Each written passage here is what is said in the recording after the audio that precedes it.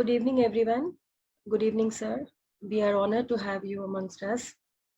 Our next speaker, Mr. Narendra Senapati, sir, and I am alumnus and engineer by heart. He has started his journey in the education field with his stint at Tata Interactive System 2 decades back as a software engineer.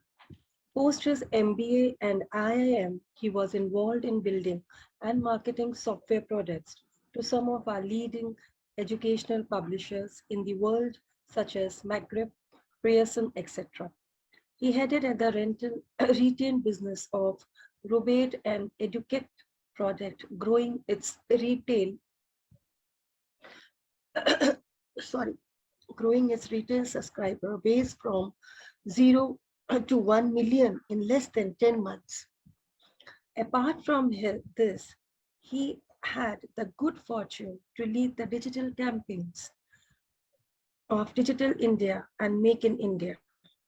Right now, he has his own firm, Visvara System, in the data science space working on improving learning outcomes for students for relating data.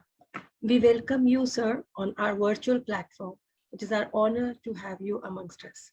Thank you, sir. Good evening to all of you and the audience that we have. I have prepared a short presentation for the purpose of our discussion today. And let me see if I can share the screen. So the topic that I'll be covering today is how can educators, right, optimize social media for its use in education. Okay, and it's in a way a paradox of sorts, right? Because when you think of education, you think about information dissemination, students getting to learn, and social media is a lot about entertainment, right? So in a way, we are trying to bring together two paradoxes together in a single line, and hopefully I can make it interesting and make it worthwhile for you in terms of how we can optimize social media in education. So before we get into that, one of the things that I had not mentioned in my introduction is that I am also a faculty. So I teach MBA students on the digital marketing and data science side, right? So that is something, so having dealt with students, the understanding of a student and the challenges it possesses, right, in terms of trying to drive learning among students, very much aware of that and deal with it on a day-on-day basis. So coming back to the way typically I would address my students, is I would start with the definitions, right? So we want to first understand what is social media, what is education, and most of the times the most trivial terms can actually cause a lot of confusion, right? So for example, education, I was looking up the dictionary for exact meaning of education. And this is a typical way we also think of it, right? Intuitively, it is a process of receiving or giving systematic instruction, essentially at a school or a university. And it is also information about or training in a particular subject. But the one that I subscribe to a lot is education is supposed to be an enlightening experience, right? And that is why we say that education is a lifelong thing, right? Because you go through enlightening experiences, and life itself is a big teacher in itself, right? So education is supposed to be an enlightening experience, and that is what we as professors and teachers we hope to create, that lighten up the spirits of our students and hopefully get them interested in learning and hopefully drive that learning over their entire lifetime. Right. So that is what education is about. And if I'm looking back at social media, again, social media is a term that is frequently used in a lot of different contexts, but the dictionary definition of it is, of course, websites and applications that enable users to create and share content or to participate in social networking, right? So essentially note the words. It is about creating content, it is about sharing content, and it is about participating in a social networking situation, right? So where you can build social relationships. So that is what social media is. Okay, and of course the examples all of you know, right? YouTube, Wikipedia, WordPress blogs, Twitter, Instagram, Facebook, even WhatsApp, all kinds of podcasts that are coming through. So all of these would form a part of your social media. Now, what we are trying to figure out is, can social media help in improving your learning outcomes, right? Can you improve the learning outcomes of your students through social media, right? And as instructors, can we use social media in a better fashion, right, for driving educational outcomes? And this promise of technology is something that the education field has been receiving right from the early 20th century, right?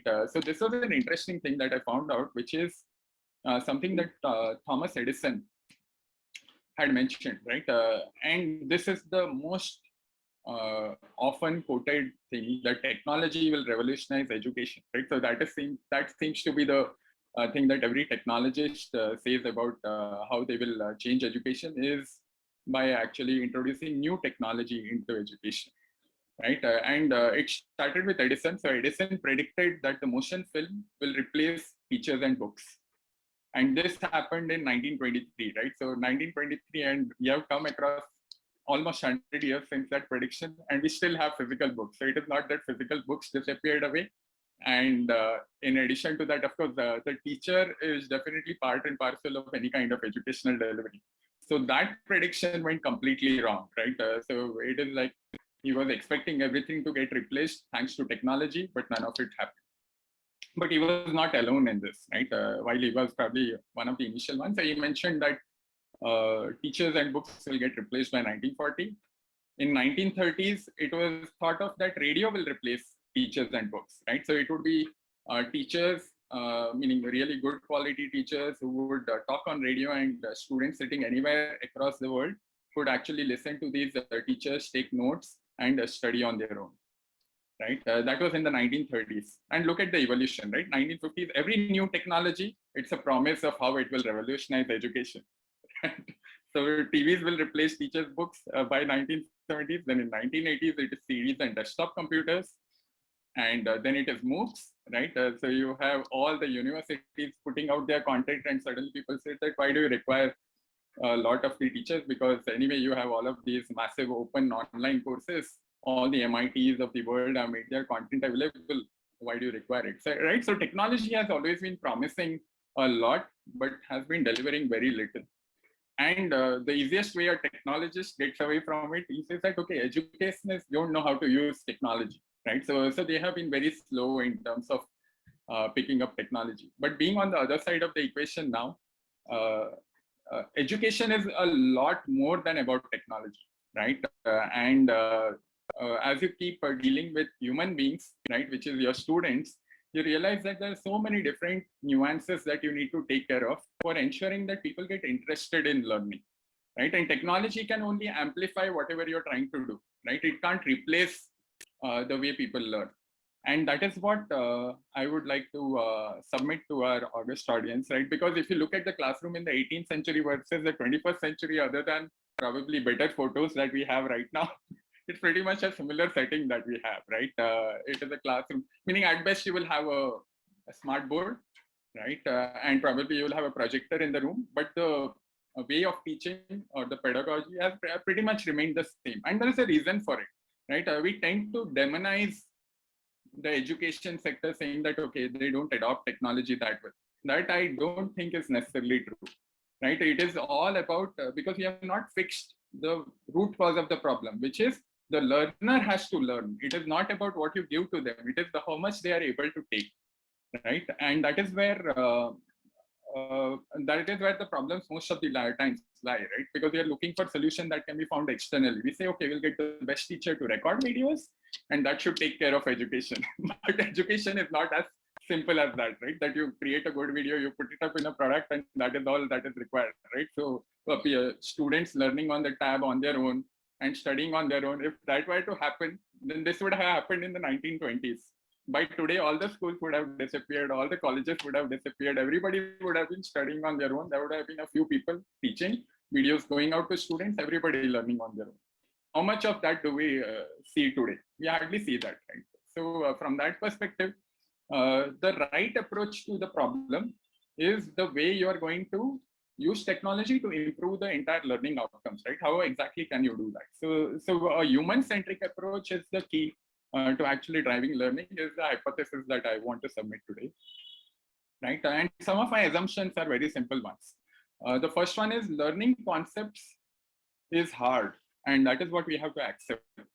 It is not easy for all these students. Everybody goes through their set of challenges. Even as adults, we forget about learning a lot, right? Meaning, whenever we come up with difficult concepts, probably as adults, we get away from it.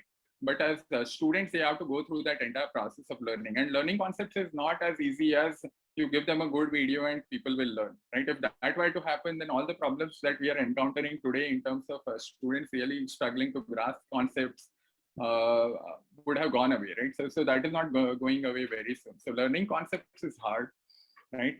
In fact, there is a very interesting video which I would suggest you to have a look at, which is from Derek Mueller.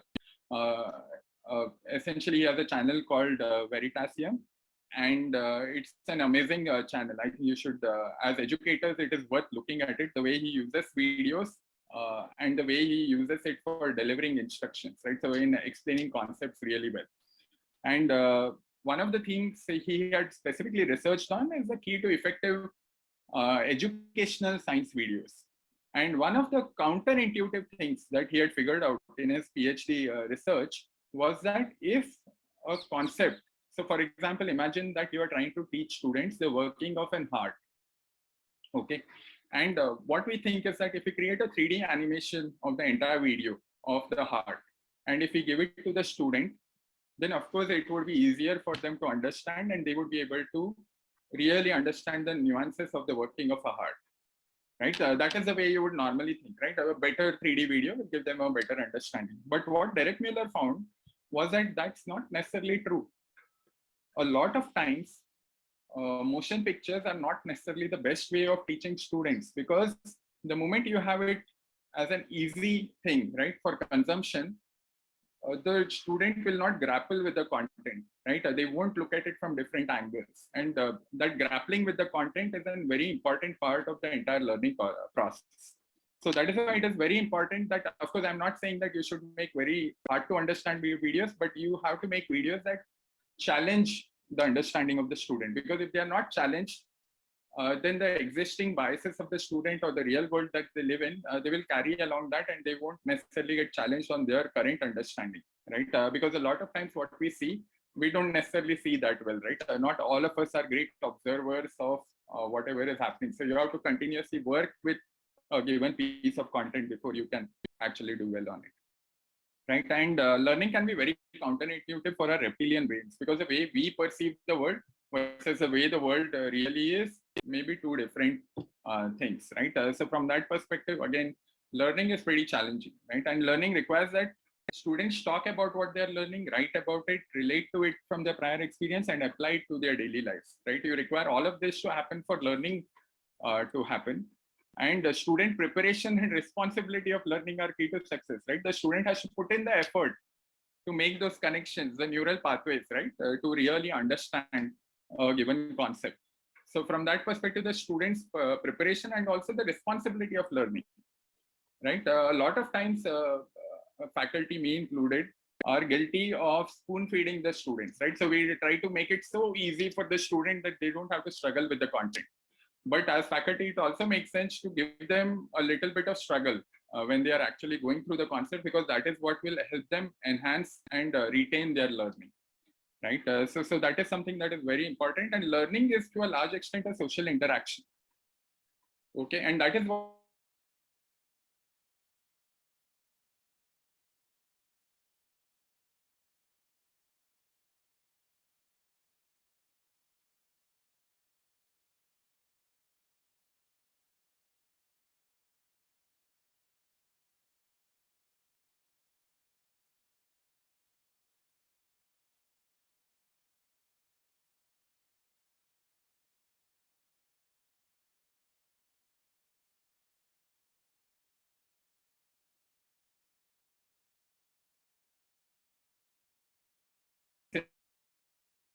in the process of learning, and that is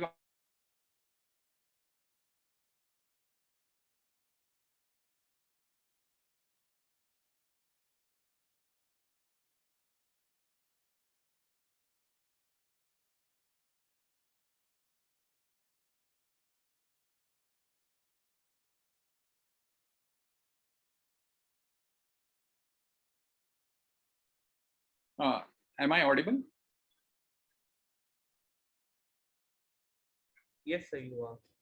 Okay, perfect. And the last point is, of course, the student has to feel connected to each other and the instructor in their courses.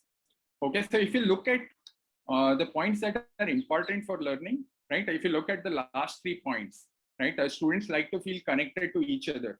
Connection normally would ring a bell, right? It is social media has a lot of this, right? It allows people to connect with each other very easily, right? Learning is to a large extent a social interaction. Again, social media is something that can help there, right? And student preparation and responsibility of learning are key to success is something that we can potentially drive by getting students to interact actively in social media in the terms of creating content, right? If you look at creation versus consumption, a lot of the people on social media are actually consumers of content. But what you want to encourage as instructors is for them to become creators of content, creators of products, right? So that is something that we definitely want to encourage among our okay okay नहीं मैंने students, इसको sir को right? भी अभी गरी sir को नाम And इसलिए लिए बिकॉज जब तक वो पैनल में नहीं लेंगे वो दो प्रिंसिपल्स को yeah, and कि some वो of the भी principles you assist have to keep in mind when it comes to education is the good हाँ practice मैंने गिरीश encourages सर को student दिया मेरा faculty phone is contact. Right? So giving a you want to problem increase तो that. मैंने You Girish want to sir को increase the दिया वो amount of नाम interaction तो that फिर भी faculty मैं has अभी with students. वो So IRD social studio media वो has every inbuilt he chance है of ना doing. So frequent student faculty contact in and out of the classes is a very important factor in student motivation, right? If you want to motivate the student has to feel cared by the teacher, right? And I know that is very challenging because if you have a high number of students and less number of teachers, then your student teacher ratio can go off. And that is where social media can help to a certain extent, where you can improve the engagement that the faculty may have with the students. So it may not happen directly in the class, but through social media interactions, they can have interaction with the students, right? And good practice encourages cooperation among students. There is a lot of possibility for collaboration on social media where you can put together projects on social media so that students can come together and work on the projects and be engaged in creation of potentially content, right? And in addition to that, it should encourage active learning. You can provide prompt feedback on social media, right? Emphasizes time on task and communicates high expectation. Of course, high expectation of efforts is something that a teacher has to expect from the student, right? So they have to push the students so that they can go about learning. And this is something that technology right now can't do, right? You require a teacher to make a student accountable to for them to do certain things on time, right? Because learning also can't be kept very loose in terms of expectations. You have to put deadlines so that people learn better and faster, right? And that is the way even corporates work. What do corporates do that educators can learn from is that they drive a lot of accountability, right? And naturally, with accountability comes repercussions. So if you are not able to achieve a certain thing, then there are repercussions associated with it, right? And that is something that as educators is something that as teachers also we try to do, right? Where we try to drive learning, make the student better in terms of their learning by putting in the necessary amount of demand in terms of what they should learn and how quickly they should be learning it, right? And of course, we have to respect diverse talent because every student has their own set of strengths and weaknesses. Our job as faculty is probably to get the best out of every student, right, in whatever is their area of interest. And that is something that as teachers we can definitely do. What I've done is probably after the presentation, I can share this. These are some of the interesting rubrics I could find. This is from the University of Texas, and there are very interesting rubrics as to how you can get blogging assignments, Wikipedia work, Facebook groups done.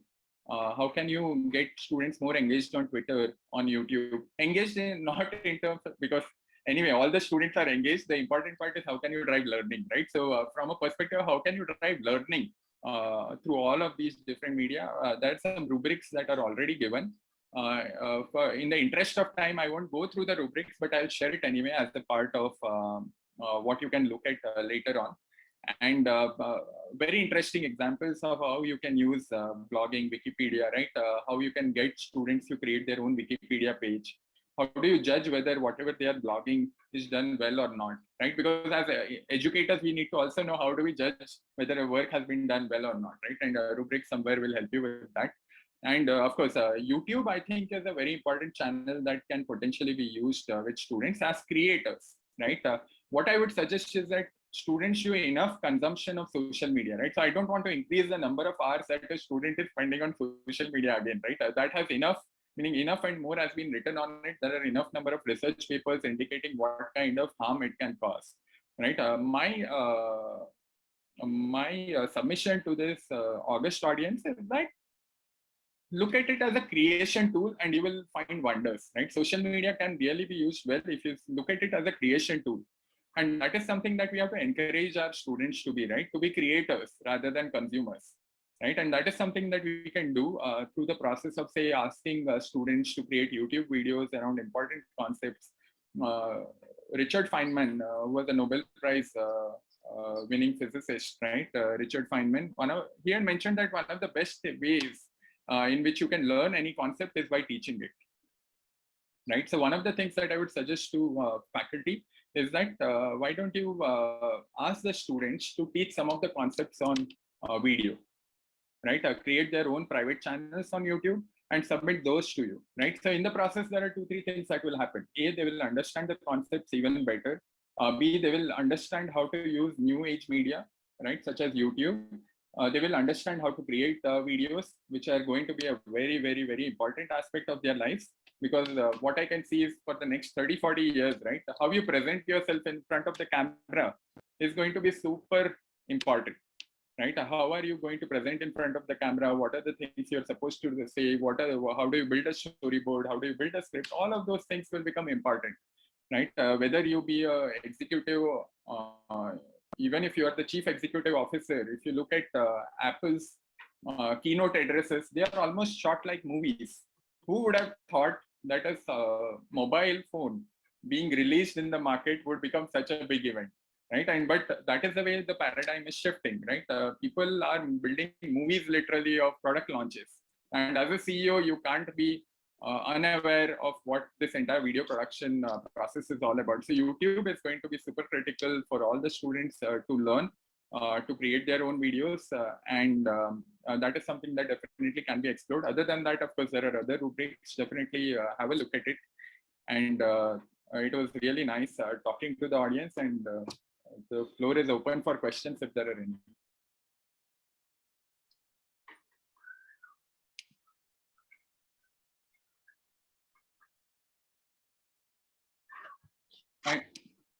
And in case there are no questions, meaning like a professor would say, right, that I'll meet you in the next class.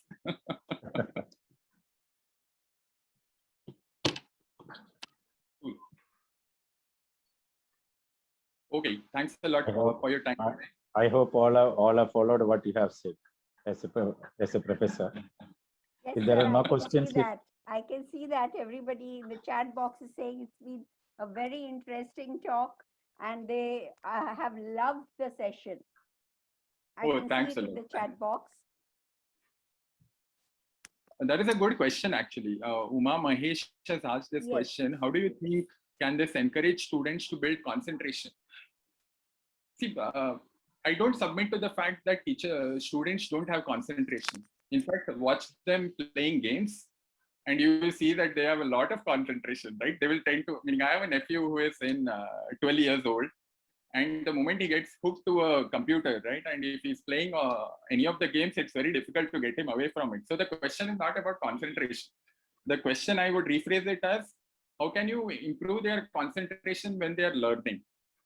Right? How can you make learning more interesting for them? And one of the ways in which you can, and this actually harps back to more fundamental questions, right?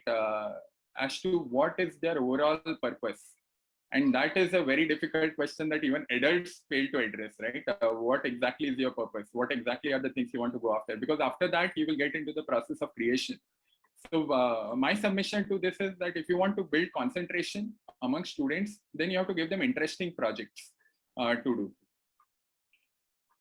Facebook is So that would answer that question. Okay, Uma Mahesh has another question. Facebook is looked as danger today. What is your take on it? We encourage students to create blogs, but Facebook groups don't seem to be safe. Can you give some? So in my view, and that is a very true fact that Facebook is dangerous, right? You can't have your, especially younger kids being on Facebook is super dangerous. But the way you can handle it is that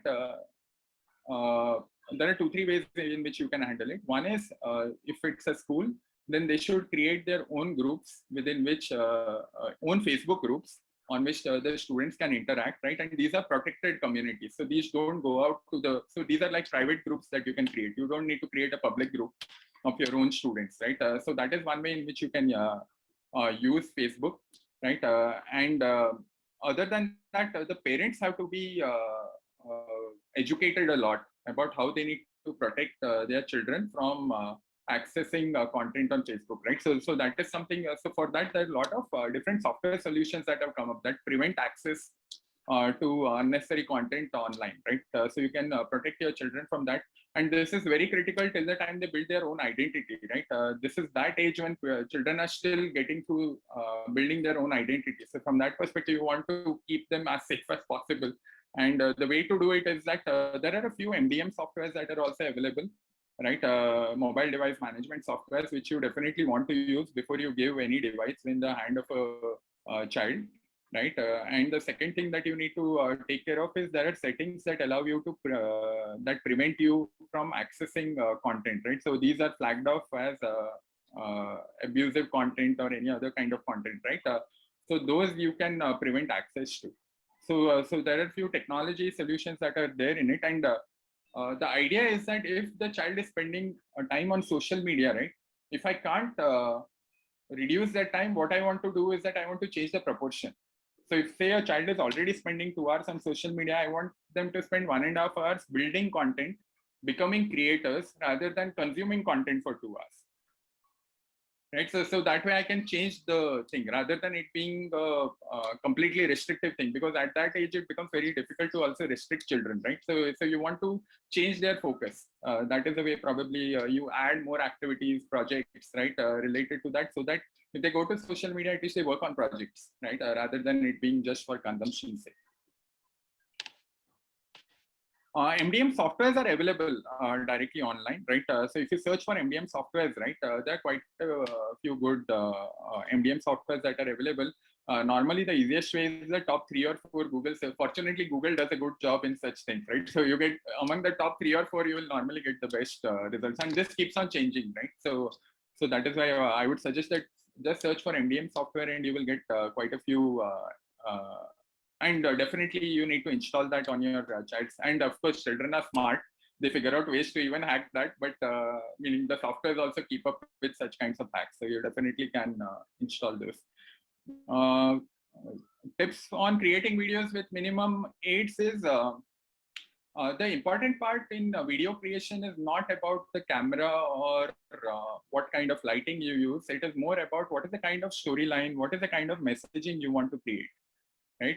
If you look at old movies, right, like a Basu Chatterjee movie or a Satyajit Ray movie, you won't find the cameras that great. If you compare it to today's production value, definitely not. But look at the kind of storyline they build. Even if you watch it today, you will get hooked to it. Why is that the scenario? That is because their storytelling capability is great. And that is what you want to build in the child, because the technology is going to change always. Right? But if they know how to tell a story, that makes them interesting human beings, right? To work, meaning for everyone to interact with, and they will become great leaders. The people who say the best stories probably are the greatest leaders, right? So definitely meaning that is something that you can focus on. Get them to tell stories, right? And video is one of the mediums through which that will get distributed. Okay, any other questions? I think we might be running out of time too, right? Yes, almost reached. Yeah. Thank you. Yeah, as a professor, I need to stop myself, right? Because I can go overboard and stretch my time also. So thank you, Mr. Narendra Sannavati, for giving a very much informative session on the social media. because being leaders, we should be aware of these type of things, first of all. And I think, as you said exactly, that the students know better than us about this social media, and we are unknown to many of the things. So once again, on behalf of IRDI Studio and CIRDI Sirdi, we thank you very much for having this short section.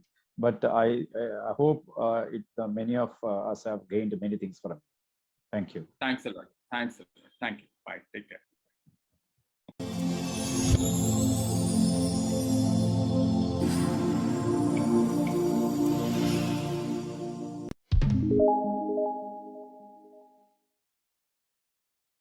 IDEA is Individual Resource Development International.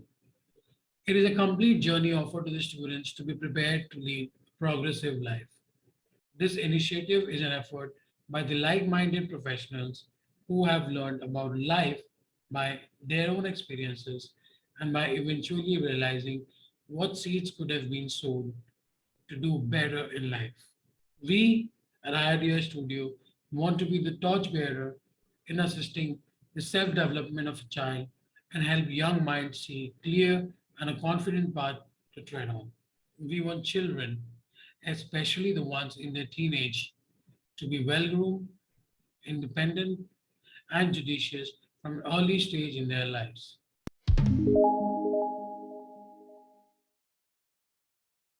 Yes, the program is primarily for the young, but there's a difference. The difference here is parent or adult participation and collaboration. Adults become the medium here. That is predominantly what our role is, right?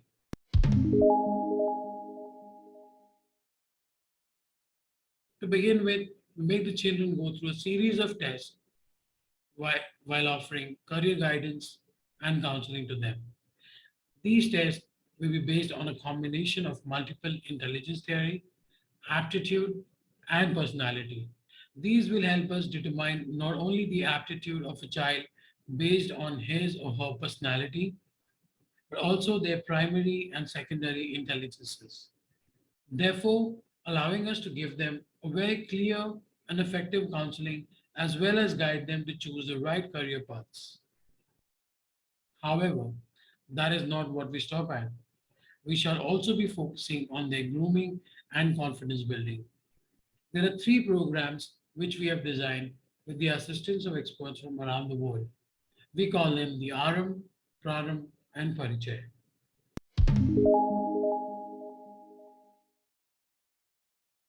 Aram is for classes 5, 6, and 7, focusing on life skills, mind frame, knowledge quotient, interest, and hobbies.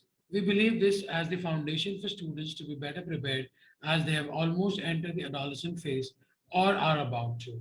Next is Praram. Aram is the beginning and Praram is about being focused. This program is for the 8, 9, 10 standard students who have the desire to do something or are dealing with inner conflict which does not allow them to grow mentally, physically, emotionally, and socially. They only follow, which at this stage could seem to be true, but is only temporary and could actually affect the future, which is a very long, responsible, and a challenging phase. Let me help you understand this through numbers. Childhood is 0 to 10 years. Teenage phase is 11 to 19 years. Youth is 20 to 25. Human lifespan in a normal condition is at least 60 years. If we deduct the first 25 years as adults, the child needs to drive the next 35 years. Childhood was love, care, and guidance. Teenage was excess attention, love, peer pressure. Youth was love, expectations, and compulsions.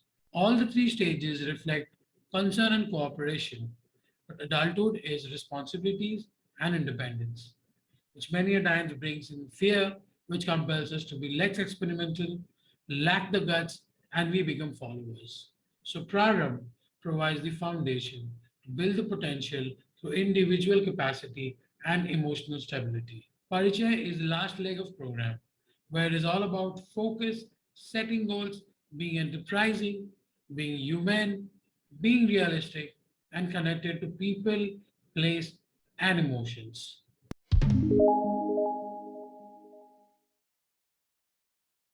As mentioned before, these programs are realistic and might not be ideal.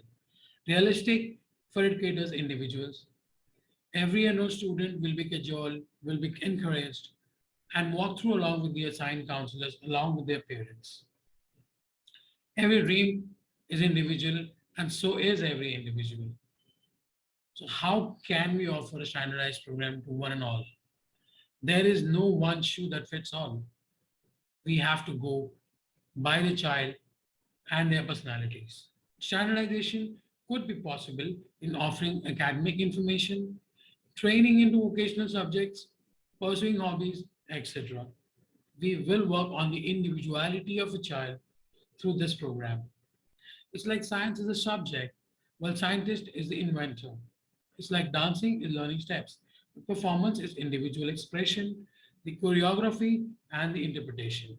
In a factory, a product is manufactured but sold through innovative ideas. This interpretation, innovation, and experimenting is what we will help children explore and also learn during their journey with us at IRDI Studio. Thank you. On behalf of all of us at Team IRDI, I thank you all. Do visit us at www.irdistudio.com. We encourage you subscribe to our channel and keep liking the videos and share your comments and thoughts in the comment section. Thank you.